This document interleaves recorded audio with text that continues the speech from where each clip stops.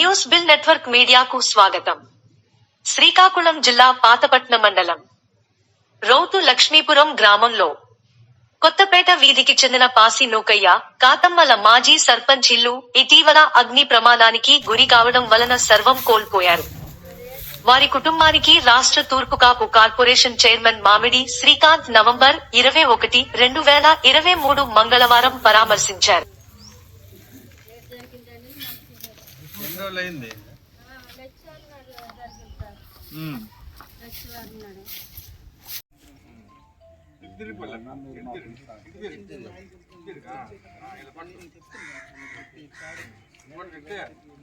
పడుతుందా లేదా?